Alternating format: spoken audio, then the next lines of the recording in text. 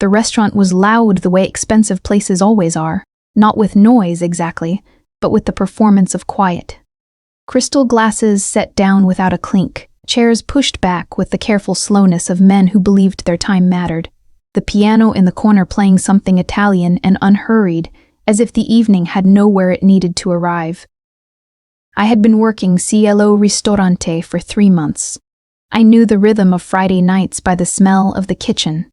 Garlic early, then burned sugar around 9, then the particular exhaustion of a place that had been running at full heat for 6 hours straight. I knew which tables tipped and which ones didn't.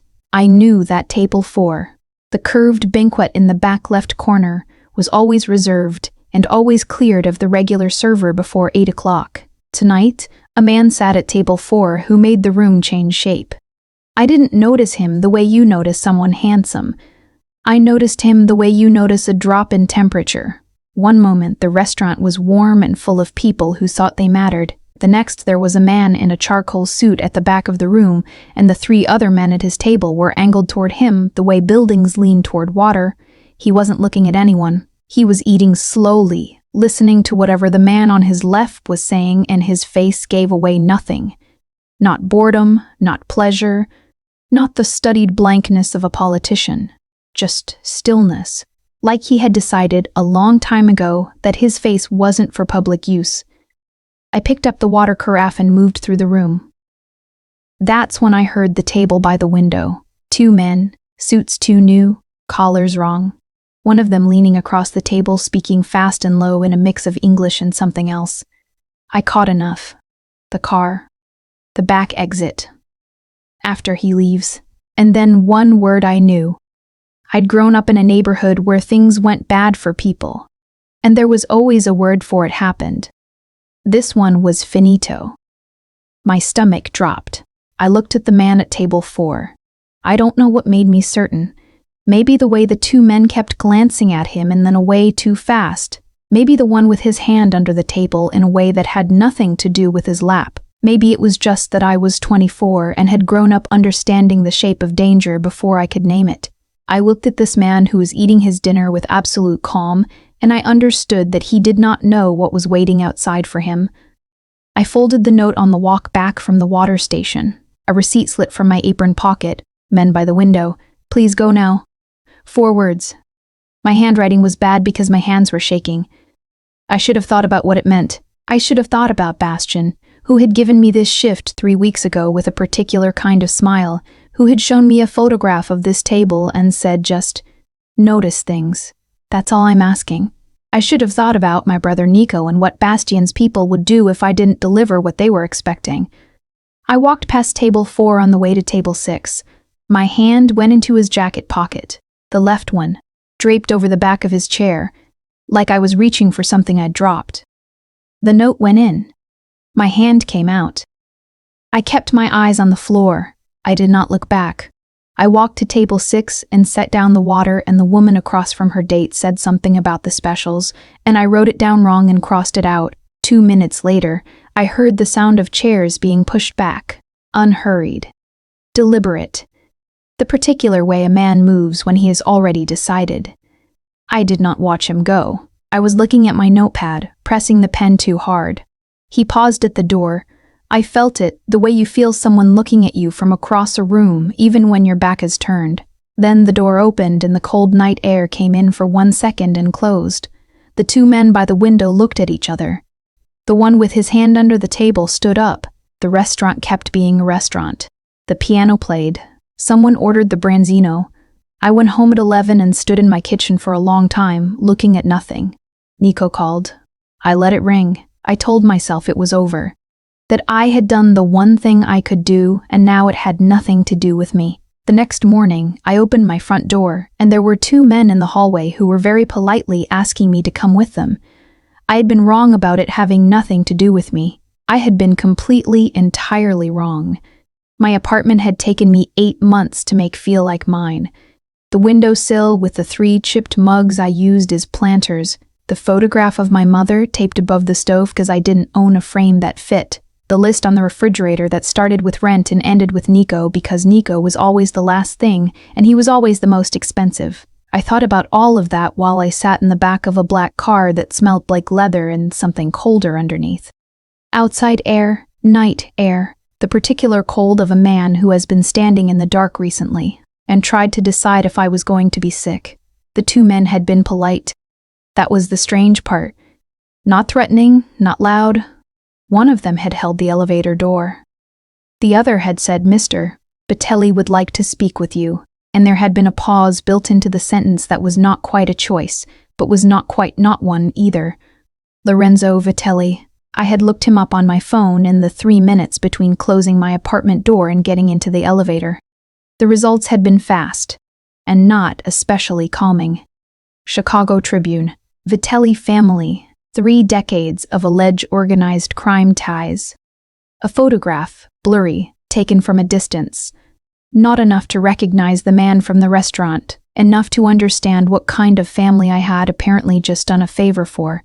The car stopped in front of a building on the north side that looked like it had been designed to make people feel small. Pale stone, high windows, a front door that was opened before we reached it by someone who had clearly been waiting. Inside, the floors were marble, cold through the soles of my shoes even though I was wearing socks. The ceilings were high and the walls were cream, and there were flowers on a side table that had probably cost more than my rent. It smelled like candle wax and coffee and something I couldn't name, something old, expensive, settled. He was standing at the end of a long hallway. I recognized him immediately, which I hadn't expected to. The restaurant had been dim, and I had been careful not to look at him directly. But I recognized the stillness. The precise way he was standing, hands in his pockets, weight balanced like a man who had learned to be patient because patience had always, eventually, given him what he needed. He looked at me for a moment. "You could have gotten yourself killed," he said. No preamble. "No thank you." "I'm aware of that now," I said. Something shifted in his face. Not expression exactly, more like something that had been tight eased by one fraction. He looked away. "Sit down." There was a chair nearby, high-backed, uncomfortable looking. I sat in it. He remained standing. This, I would later understand, was his way of claiming space, not through aggression, but through placement. He chose where he was in every room, and every room reorganized itself around his choice. "You work at CeeLo. You've been there 3 months." He wasn't asking. "Before that, you were at a diner on Milwaukee Avenue. Before that, a catering company. You're working toward finishing a degree at DePaul. Biology. You have a brother." "You ran a background check overnight," I said. "I run background checks on everyone who puts their hand in my pocket." "I saved your life. You warned me about a threat." He said it carefully, like the distinction mattered. "Whether I would have survived without your note is a different question." "You're welcome," I said, which was not the right thing to say. He looked at me again. That particular look, level and still, that I was beginning to understand was not coldness. It was attention of a very concentrated kind. It was what happened when he decided something was worth examining. "The men at the window," he said. "You recognized one of them." I didn't answer immediately, which was its own answer. He waited. He was very good at waiting. "I've seen him before," I said. "He came into the diner on Milwaukee a few months ago with someone who asked me questions about my brother."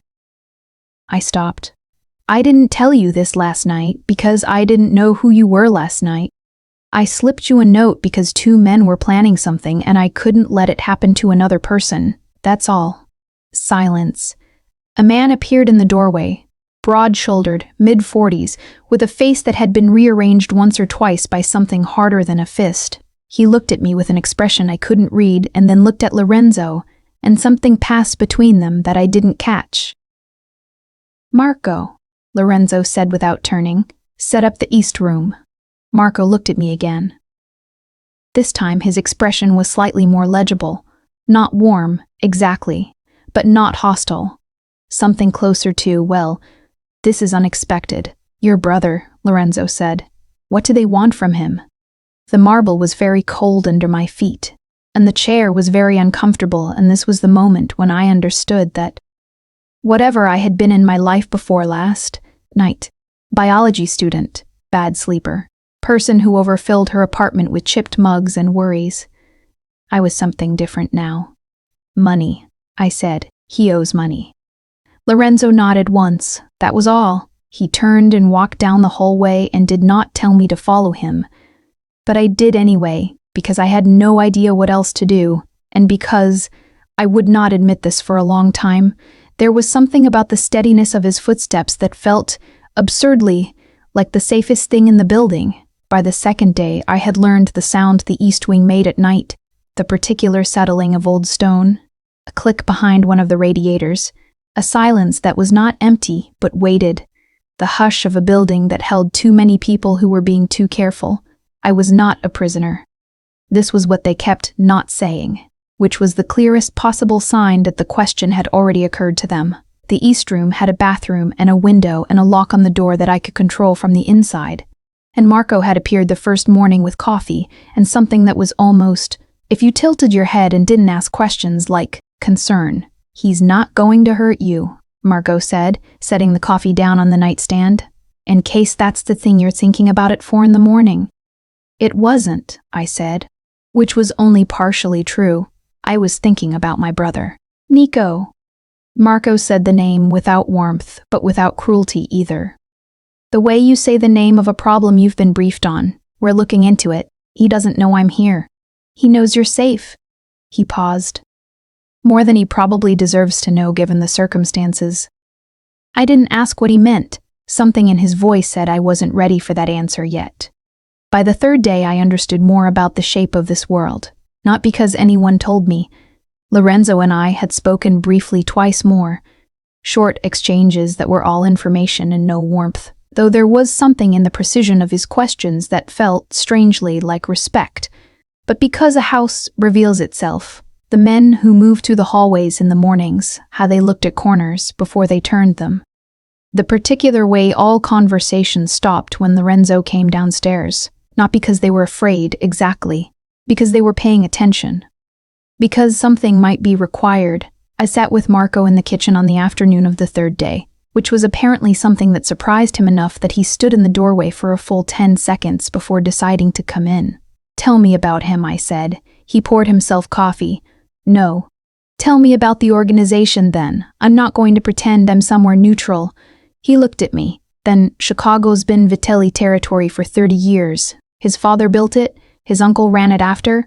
Lorenzo took over 6 years ago." A pause. "He's not the kind of man who needs people to be afraid of him. That's the part most people don't understand. The ones who try to use fear, that's not discipline, that's noise." He drank his coffee. "Lorenzo doesn't make noise." "What happened 6 years ago?" I said. It wasn't quite a question. Marco was quiet for a moment. "His sister." He didn't say more than that.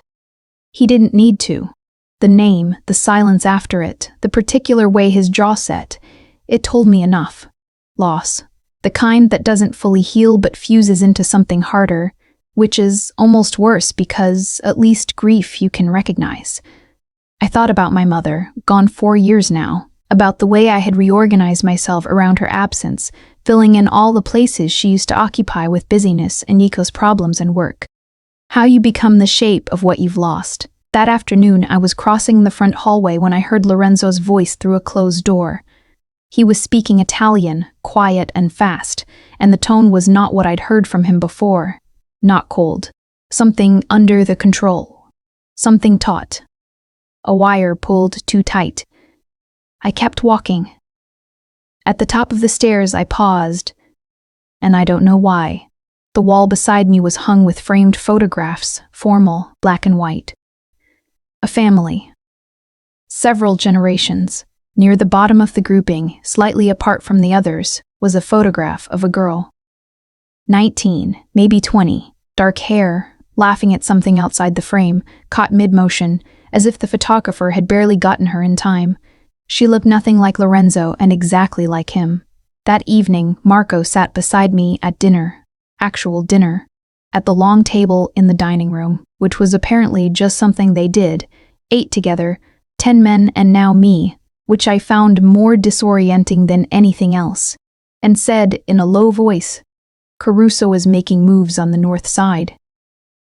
"Caruso," I said. "Dante Caruso." He watched me carefully. That's who your brother's money is owed to? That's whose men were at the restaurant the other night. He waited. Usually, it meant mischief was the quenny wealthy Hotamy theater. I knew the man who found me. Bastian. Marco's expression shifted in a way I didn't fully read. Not surprise. Something closer to confirmation. Bastian works for Caruso. What did he tell you to do at CeeLo? Watch the table, I said. He said just notice things. He didn't say anything about. I stopped. He didn't tell me who was going to be there. He showed me a photo of the table. Not Lorenzo. No. Silence. Then Marco said quietly, "You were supposed to watch the table and report back, but you warned Lorenzo instead." Yes. Why? I looked down at my plate. The food was very good. Everything in this house was very good in a way that was beginning to bother me because it was becoming familiar. Because I couldn't not, I said. He was quiet for a moment. Then he said something I didn't expect. Julia would have done the same thing. I didn't ask who Julia was. I already knew. That night, something moved outside, not loud. A sound that was barely a sound. More of a change in the air, the specific absence of a presence that should have been there. The guard who walked the east garden had not completed his circuit. I pressed my back against the wall beside the window and waited. In the morning, I found out that 2 of Caruso's men had tested the perimeter fence. They had not gotten through. 3 of Lorenzo's men had followed them back 4 blocks and taken them off the street quietly. The threat was no longer theoretical. It happened on the 6th day, which I know because I had been counting. The house had a library on the 2nd floor, books in 4 languages, a leather sofa worn soft from use, a window that faced the garden. I had started going there in the afternoons when the rest of the house settled into its midday quiet, because it was the only room that felt like it belonged to someone rather than something. He found me there, or he came there not knowing I was there, which is a different thing. He stopped in the doorway when he saw me, and for a moment he looked like a man who had walked into the wrong room. Not unpleasantly, but with the slight recalibration of someone whose internal map has shifted by an inch. "Stay," he said when I started to stand up. Not a command. Almost. He took the armchair across the room. He opened a folder he carried in and read from it without looking at me, and I looked at the page of my book and read the same paragraph 4 times. The silence was not uncomfortable. That was the strange part. I am not good at silence. I talk too much when I'm nervous, fill space with words before I know what the words are going to say, but this silence didn't make me want to fill it. It had a quality to it, like something that had settled. After 20 minutes, he said without looking up, "You're not eating enough." "I'm eating fine. You barely touched dinner last night." I looked up. He was still reading the folder. "You noticed that?" He didn't answer. "I noticed," I said carefully, "that you eat faster when you're thinking about something else." He looked up then. "That level, concentrated attention, do I? And that you always take the chair that faces the door. And that the men in this house look at you differently when you've slept than when you haven't, which means you don't sleep as much as you should." I stopped. I had said too much, which is what happens when I'm nervous and the silence breaks. "Sorry. I notice things. You asked me to notice things, at the restaurant kind of." "I never asked you to do anything," he said, and there was no edge to it. He just meant it factually. "Right," Bastian asked. The folder closed. He set it on the arm of the chair. "What exactly did Bastian tell you your brother owed?" I told him the number. I watched his face not change. "That's not what he borrowed," Lorenzo said. "Caruso's men inflate at 250% per month. Whatever Nico borrowed 3 months ago is now..." He stopped, apparently deciding I didn't need to finish that sentence. "Where is your brother, Aria? He has a room on the west side. He knows not to go to it while I'm..." I stopped. "He knows not to be somewhere he can be found.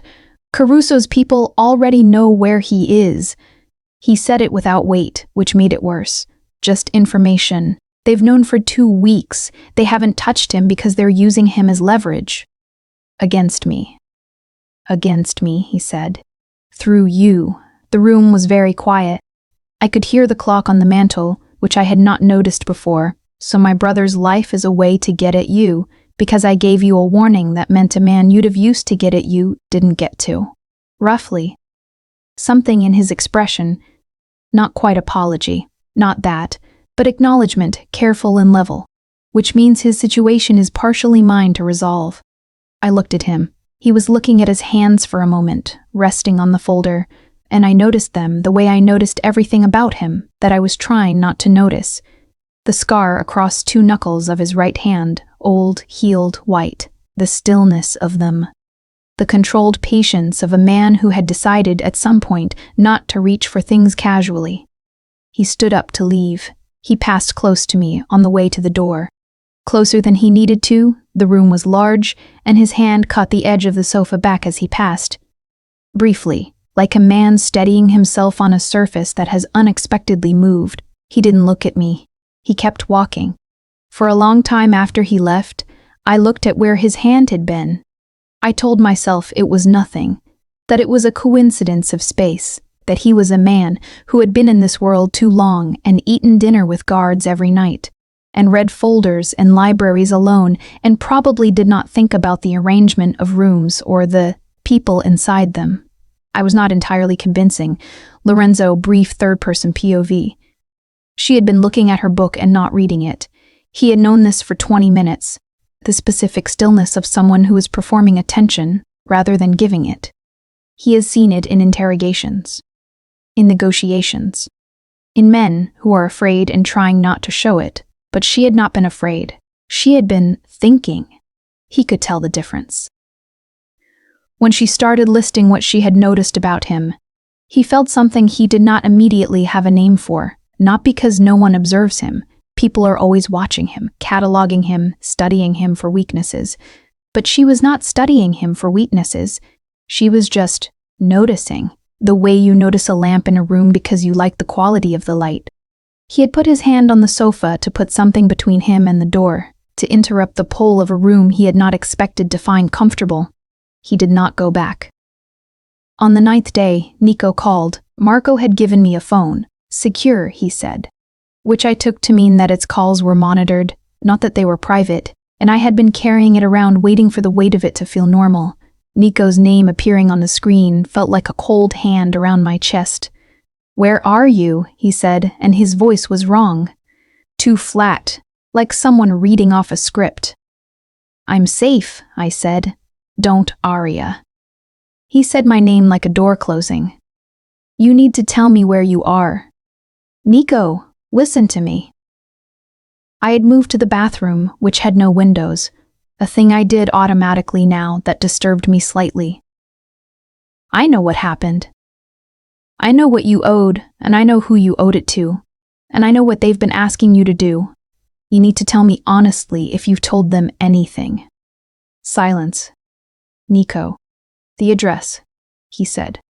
"They asked for the address. I didn't. I said I didn't know, but they showed me a photograph, Aria, of you going into the building, and I..." His voice broke apart. "They have someone watching you. They've known for days." Cold moved through me from my sternum outward. "Are you hurt?" I said. "No. They just... Are you somewhere safe right now? Right this second?" "Yes, I..." A pause. "There's a man outside the apartment who I think is... Don't go outside." I closed my eyes. "I'm going to fix this. Stay there. Do not go outside." I ended the call. I stood in the bathroom for 30 seconds. Then I went to find Lorenzo. He was in his office with Marco and 2 other men I recognized from the house, all of them standing around a table covered in maps and photographs. When I came in, everyone looked at me except Lorenzo, who said to the room, "Give us a minute." And they filed out without looking at me again, which told me something about the kind of authority that doesn't need to be announced. "Caruso's people have a photograph of me entering this building," I said. "My brother gave them a location. He didn't mean to. They had leverage. He didn't know how to refuse." Lorenzo looked at me. "He's 21, I said, and my voice came out harder than I intended it, the hardness that arrives when you are trying not to cry about something. He doesn't understand what these people are. He grew up in the same house I did and he didn't learn what I learned. He borrowed money because he thought it was just money. Lorenzo was quiet for a moment. You've been protecting him for a long time. He's my brother. That's not what I meant. He said it carefully. I meant, you carry him. The weight of him. The way you carry it, it's not new. You've been doing it for years. I stared at him. I don't know what I expected. Not that. Not something that went so directly to the thing I hadn't said. He needs to come here, I said after a moment. If he's outside this building, Caruso can use him to... I know what Caruso can do. He stood. Marco is already moving. Nico will be here within the hour. He looked at me steadily. You should have told me about the call earlier. I just found out. I know. He moved to the door. Aria. He stopped. The man outside your building on Milwaukee who came in months ago. The one who asked questions about your brother. He paused. Did he threaten you directly? The question landed with more weight than its words, like he already knew and needed to hear me say it. He said Nico would be hurt if I didn't help, I said. He said it was simple, just a job, just notice things. And you came to CeeLo because you had no choice. I came because I had no good choice, I said. And then when I got there, I stopped. I had been about to say just a person. You were there, and those men were planning something, and I couldn't sit there and carry a drink past a table and let it happen. He looked at me for a long moment. Not the way men usually look at me, which is to say, not like a decision they're making about themselves. Like he was memorizing something for reasons he hadn't explained yet. He left. I sat in the office chair that was too large for me and pressed my palms together and thought about my brother and the 26 months since my mother died and every single decision I had made since. Then that had felt necessary and landed me here, in a marble building on the north side of Chicago, waiting for the world to tell me what came next. I chose to stay. I want to be clear about that. Even then, before it became complicated, I had one real moment of thinking about the fire exit I'd clocked on my first day. I thought about it, and I chose not to take it. Not because I was afraid of what would happen if I ran. Because Nico was coming here. Because something about the way Lorenzo had said you carry him had felt like being seen for the first time in a very long time, and I did not know what to do with that. But I was not ready to leave. Nico arrived pale and too quiet and looked at me like he expected me to be angrier than I was. Marco put him in a room down the hall from mine and said very little, and looked at him with an expression that was not threatening but was not warm either. That night I heard them talking through the wall. Nico and Marco.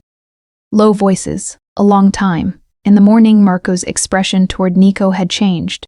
Not to warmth exactly, but to something that had moved through judgment and come out the other side. 4 days later, Caruso moved. The attack came at 8 in the evening, which I know because I was eating when the sound started.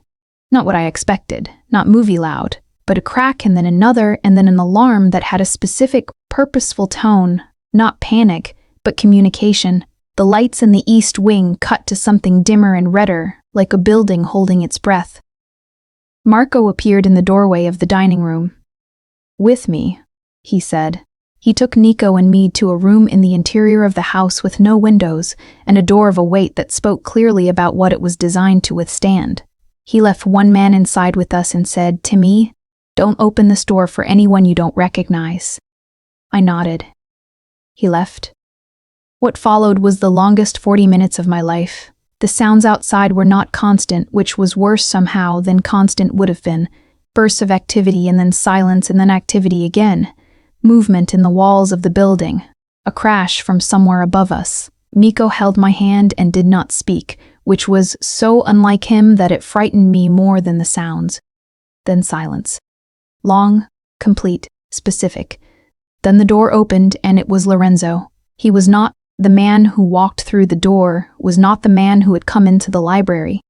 That man had been controlled, still, contained. This man was still controlled, but the control was doing different work now. His jacket was gone. His shirt was dark at the shoulder from something I looked at and looked away from. His face was the same face, but the stillness had a different quality to it. Not patience. Something much more raw held in a very tight grip. He looked at me first. "You're unhurt," he said. "Yes." My voice came out smaller than I meant it. He looked at Nico. Something passed through his face that I couldn't read. He looked back at me. "We need to move you to the west side of the building." "You're bleeding," I said. "I'm aware of that." "Lorenzo." I stood up. "You're bleeding, and I have basic first aid training, and you need to let me later." But the word was less certain than his words usually were. He was looking at me in a way that he hadn't before, that concentrated attention, but with something in the front of it now.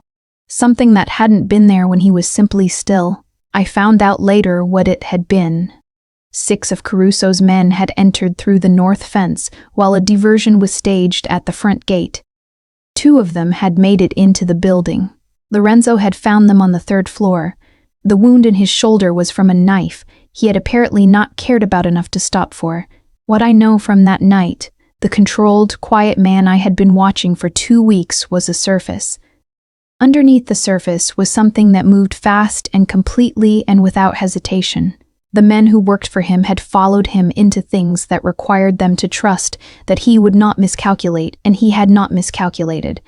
I did not know whether that comforted me or not. I sat across from him later, in the west sitting room, with a first aid kit and more competence than I felt, and I cleaned the wound in his shoulder, and he did not make a sound, not once, not even when the antiseptic hit.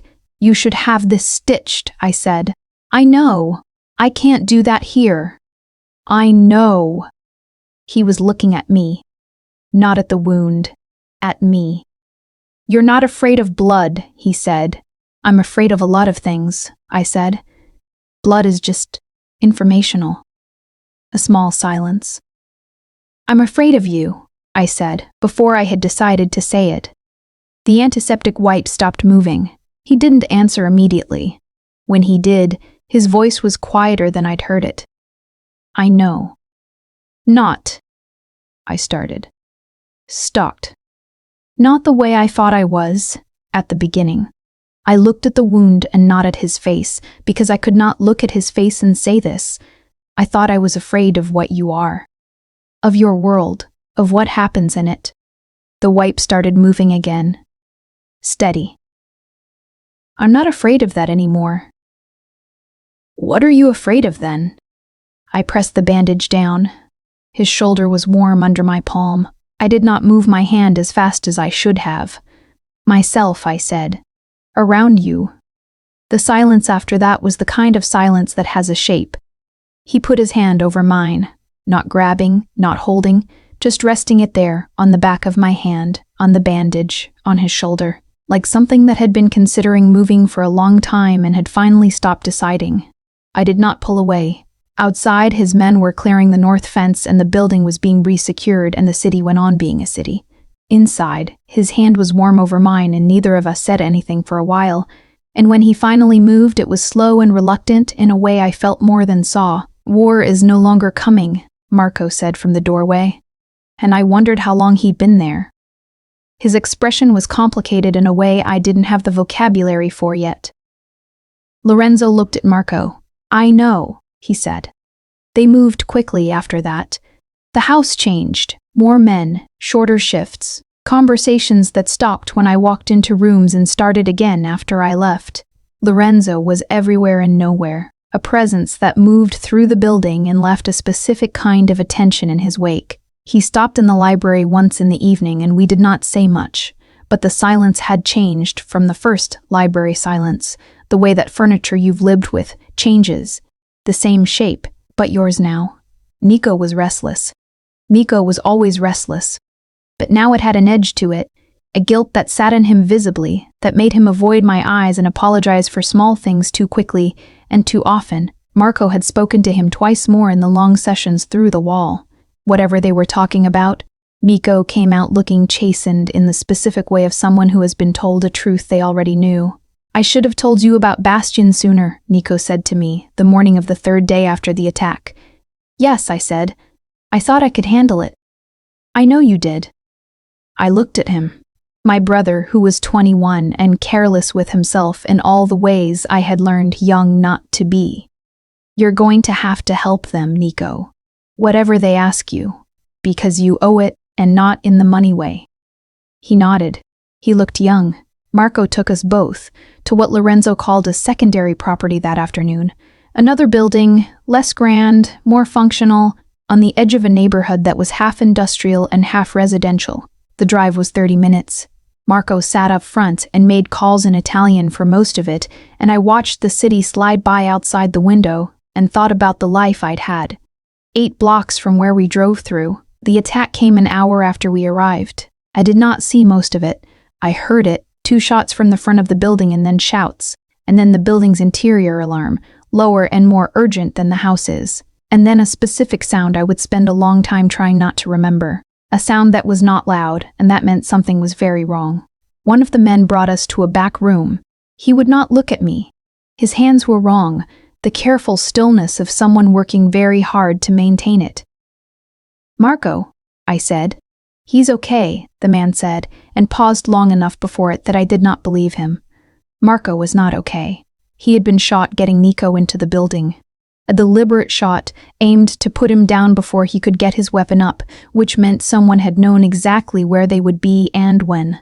Marco was alive. He would stay alive. But there were 2 hours in that building while they waited for the medical team that I sat against the wall outside the room. They had him in and felt the specific cold of understanding that this was the price. That being near this man, being chosen by this man, being helped by this man, had a cost that was paid in people you had grown to care about before you fully knew you were doing it. Nico sat beside me and did not speak. Lorenzo arrived 40 minutes later. He came straight to the room, looked at the men outside it, said 3 words in Italian that made all of them stand differently. Then he looked at me. He did not ask if I was all right. He could see that I was not all right, and he did not insult that by asking. They knew we were moving, he said. Which means the information came from inside this building. I looked at Nico. Nico was staring at the floor. Nico, I said. My voice came out very quiet, the quietest it had been in a long time. Did you tell anyone we were coming here? Silence. They called me this morning, Nico said to the floor. They said if I didn't tell them. He stopped. Aria. I'm sorry. I didn't think they'd. Lorenzo's hand went up once, a flat gesture that stopped the room. He looked at Nico for a long moment with an expression that I could not read fully and did not want to. Then he looked at me. Something in his face said I'm sorry without the words, which was all he would give me and all I needed, because I already knew the rest. He's my brother, I said. Not defending, just placing it on the table, where it would stay. I know, Lorenzo said. He separated from me then. Aids, planning, consequences, the whole machinery of it closing over the space where he had been. I sat against the wall with Nico and held my brother's hand, which was shaking, and thought about how you love someone and how you are furious at them, and how both of those things are completely true at the same time, and there is no clean resolution to that. By evening we were separated. Forcibly, in the sense that I was in one building and Nico was in another, and Lorenzo made that decision, and I was not consulted. I understood it. I didn't have to like it. That night someone slid a piece of paper under my door. He's safe. He knows what he did. He'll be given the chance to fix it. The handwriting was Marco's, which meant Marco was well enough to write, and I held the paper for a long time in the dim light of a room in a city that no longer felt the way it had. Caruso took me on a Tuesday, which I know because I had been keeping track again. It was not complicated. It did not need to be. The building I was in was secure but not impenetrable, and Caruso had resources and information he had been developing for years, and I was, as he would later tell me, pleasantly, the simplest possible key to the most complicated possible lock. 2 men. A side exit. A car. 40 minutes and I was in a building I had never seen, in a room with one window that was too high to reach and a chair that was bolted to the floor. I am not going to detail the hours that followed in the way that makes them dramatic. They were not dramatic. They were very quiet and very long, and the man who came to speak with me, who I understood, eventually, was Dante Caruso himself, was not what I expected. He was calm, articulate. He had the same quality of stillness that Lorenzo had.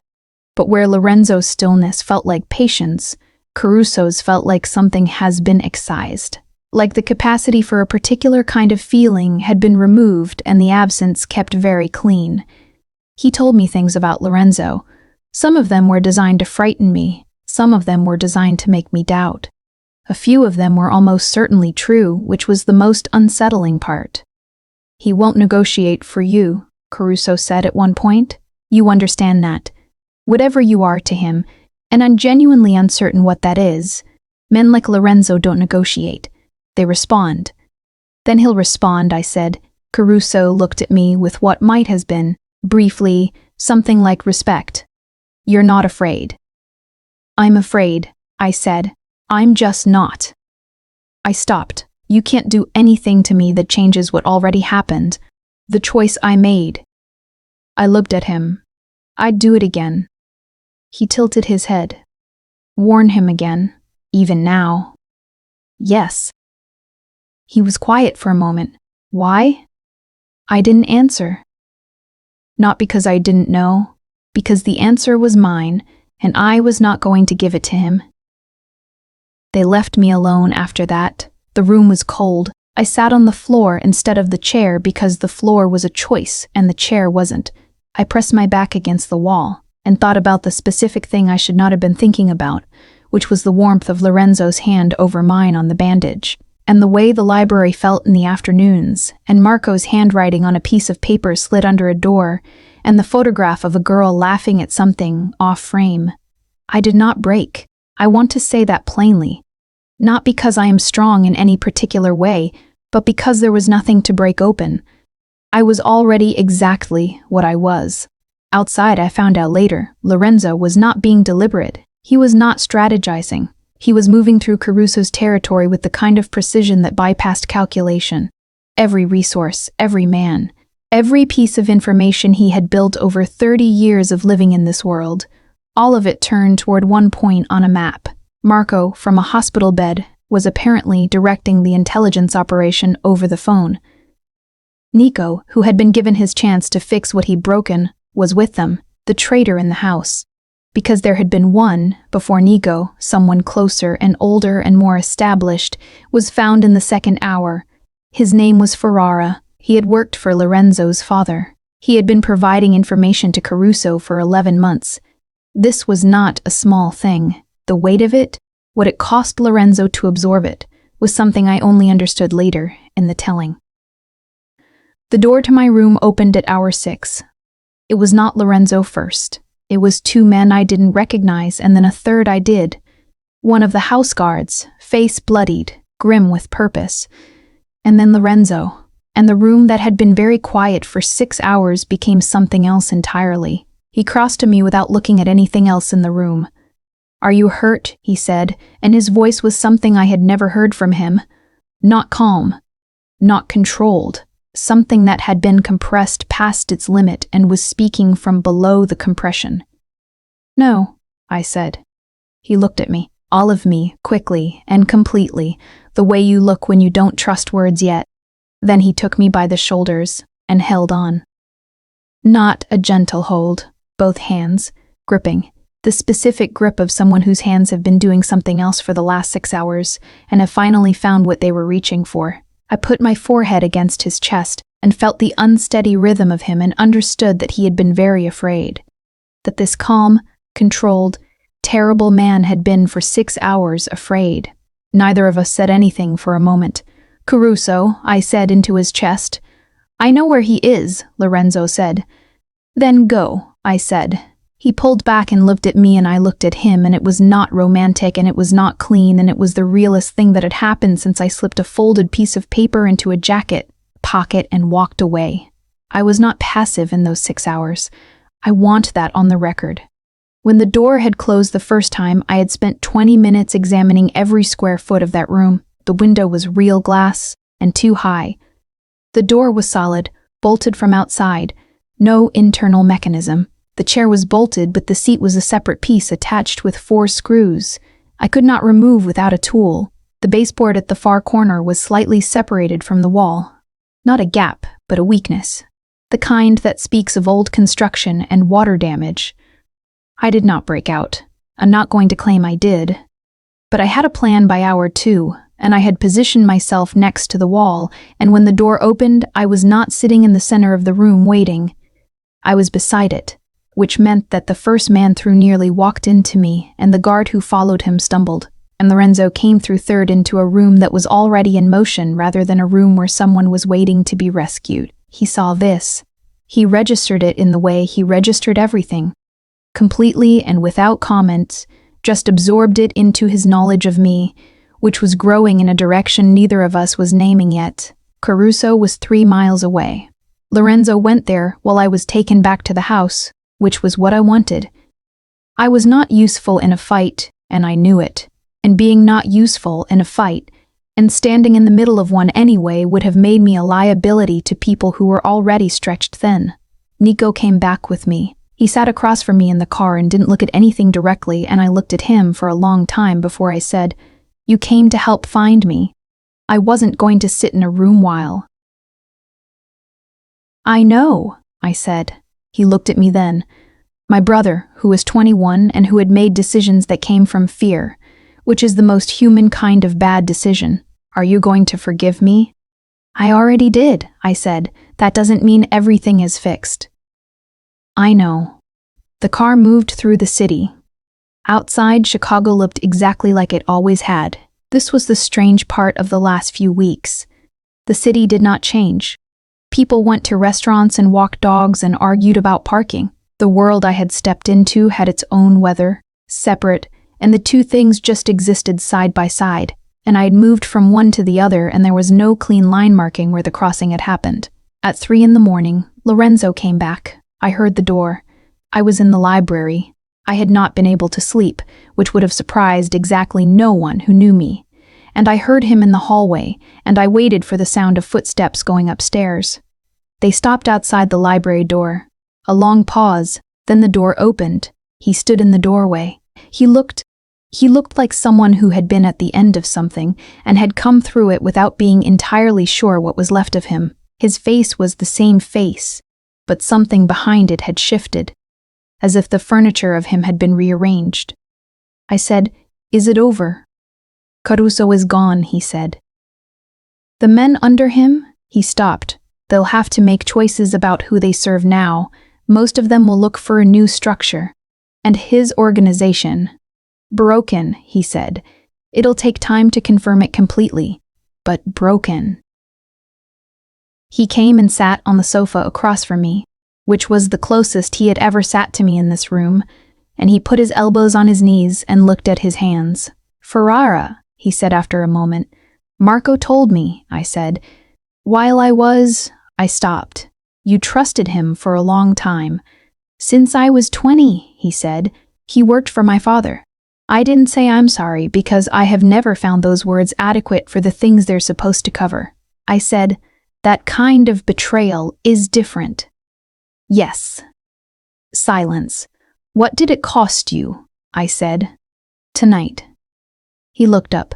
"What do you mean?" I tried to find it. Caruso. He was something specific, not just an enemy. You said once, to Marco, that he was what the business looks like when it goes wrong, when it loses its whatever it is that keeps it from being just pure damage. I looked at him. To beat him, you had to go to the place where that line is, didn't you? He was quiet for a moment. "Yes, and you did it anyway." "Yes, for me." He looked at me directly, not the studied level attention, something more unguarded than that. "Among other things." I nodded. I believed him. I believed among other things included his city, his people, his family's name, all of it, and I was also inside that among other things and knew it and did not pretend otherwise. "One of them might not survive what comes next," I said to myself more than to him, echoing the thought I'd had in the car. "Which one?" he said. I looked at him. at this man who had built something terrible and beautiful and kept it controlled due sheer force of his own precision, who had lost his sister and hardened without breaking, who had read a note from a waitress and left immediately, and come back again and again. Neither, I said. I think neither of us won't survive it. He looked at me for a long moment. Then he said, almost to himself, no. The final confrontation with Caruso had not been what I expected, which is to say it had not been clean. I heard this from Marco, who was out of bed by the following week, with more dignity than his doctors thought advisable, who told me without being asked because I think he understood that I needed to know. Caruso had known they were coming. He had stayed. Not because he was arrogant, Marco said, but because he had decided to have this conversation. He and Lorenzo had spoken, at the end, real words, the kind you can only have with someone who has traveled the same roads from different directions and arrived at the same terrible place. What Caruso said, Marco told me, was, "You're not different from me. You just got to tell yourself a better story." And Lorenzo had said nothing for a long moment. And then he had said, "I know. The defeat was complete. It was not clean. 2 of Caruso's remaining men died in the building. 1 of Lorenzo's men was badly hurt. Caruso himself," Marco paused here, chose his words, "would not be directing operations from any location. Ever. But what Marco told me mattered more than the tactical report was this. Lorenzo had come back different. Not broken. Not diminished. But changed. In the specific way of someone who has crossed a line they cannot uncross and has decided to walk forward from it instead of pretending it wasn't real. He was always controlled," Marco said. "Now he's controlled for a different reason." He looked at me in his particular way, which involved a lot of information delivered through the eyebrows. Before, he controlled himself because control is what it takes to run something like this. Now he stopped. He's controlling himself for you, not to impress you, not to seem less dangerous. He's choosing what he is very carefully, because he's aware that you see it. "That's not fair to him," I said. "No," Marco agreed. "It's also the best thing that's happened to him in 6 years." The following week was full of consequences that I only partially understood. Meetings, phone calls, decisions about territory and alliances, and the reorganization of something vast and complicated. I was not part of these, but I was in the house, which was itself a kind of presence, and I noticed that Lorenzo came to the library in the evenings. I was always already there. The last act of war came from a direction nobody had fully accounted for. A Caruso lieutenant named Voss, who had been loyal to Caruso, not for money, but for reasons, which is always more dangerous. He moved on the house with 4 men on a Thursday afternoon when the house was at its most settled. They made it through the front gate. 2 of them.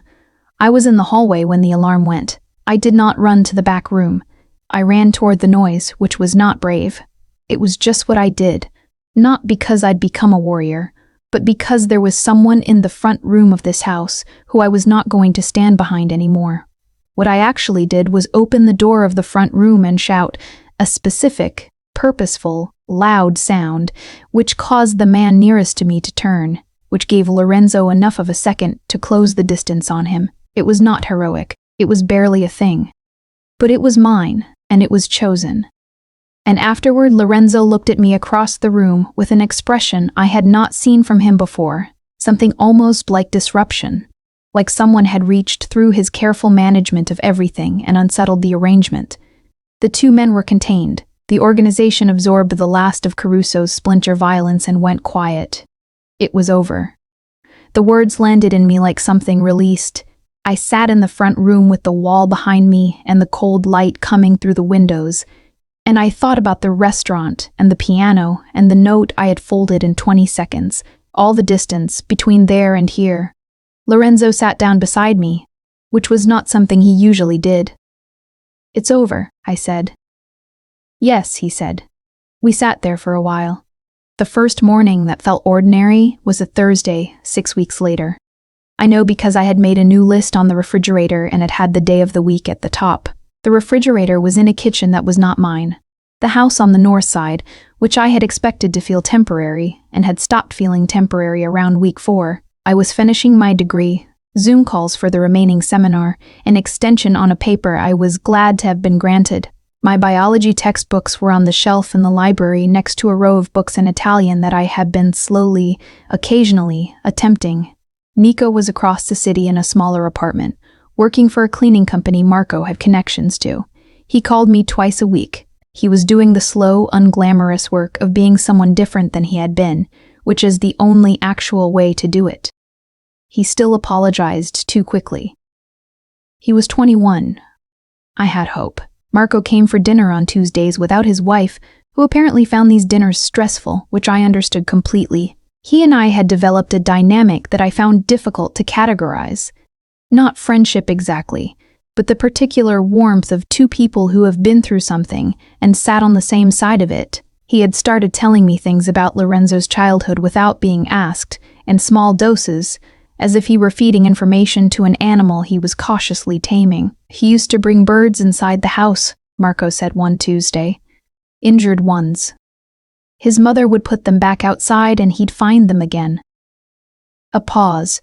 He'd stand outside by them for hours, not helping them fly, just making sure they weren't alone. I looked at Marco. He looked at his plate. I see, I said. The men in the house had adjusted to my presence the way you adjust to a new piece of furniture, with the slight recalibration of someone who has stopped actively noticing something and just incorporated it. I was not, I thought, what they had expected.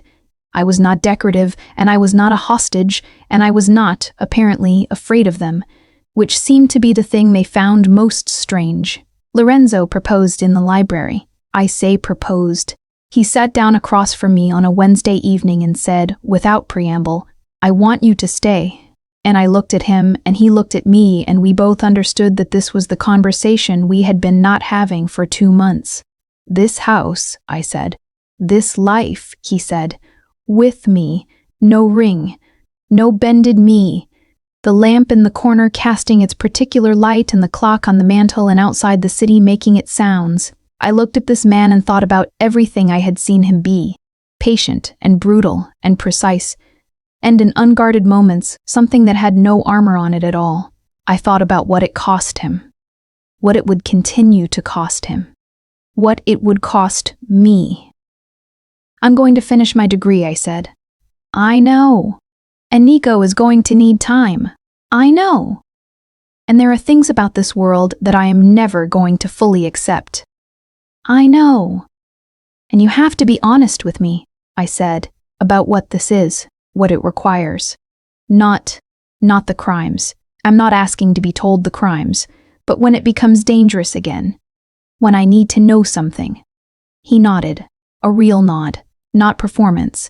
Then yes, I said, not a fairy tale version of yes. A fully informed, fully conscious, this is the choice I am making yes. He reached across the table and put his hand over mine. The same hand in the same direction as the bandage, weeks ago, and I looked at it there and felt the specific quiet of a decision that has been made and does not need to be made again. The lamp cast its light. The clock ticked. Marco, who had appeared in the doorway at some point during this exchange, disappeared again without a word. Later he would claim he had been looking for a book. 8 months after a folded receipt slip and 4 words. The wedding had been small. Marco, who cried and will deny it to his grave. Nico, who sat in the front row and held himself very straight and was trying very hard in the particular way of someone who understands they are still earning back a thing. 2 of Lorenzo's men who had known him long enough to have opinions about this development and who kept those opinions in a register I was never told about. I wore a dress that was not white because I am a realistic person. We went to the same restaurant where it had started. This was Lorenzo's idea, which surprised me, and when I said so, he looked at me with that particular expression, the one I had learned to read as I have thought about this more than you know, and said nothing else. Cielo Ristorante on a Friday evening, the same piano, or one like it. The same particular loudness of an expensive place performing quiet. We had the table in the back left corner. Our server was a young man I didn't recognize who was nervous and competent, and kept stealing glances at Lorenzo in the way everyone did, the way I no longer did because the specific weight of Lorenzo's attention had become familiar to me over 8 months, and familiarity is its own kind of protection. Halfway through dinner, I noticed a man at the table across the room. Not dangerous. Not a threat. I had become good enough at reading that. Just a man, eating alone, who had left his umbrella propped against a chair and whose phone had slid off the table and fallen behind him without him noticing. I watched the phone for a moment. I watched the man. He was absorbed in his food and his thoughts. I said to Lorenzo, "I'll be right back," and stood up. I walked across the restaurant. I retrieved the phone from under the table. I set it beside the man's plate. He looked up, startled, grateful. I nodded and walked back to our table. I sat down and picked up my fork. Lorenzo was looking at me. I looked up. What? He was quiet for a moment. Something in his face that I still did not have a complete vocabulary for. It had layers, and they kept rearranging. And then he said, very quietly, nothing. But his hand found mine across the table, not over it this time. His fingers between mine, settled, staying. I looked at him. "You've been looking at me like that since the restaurant.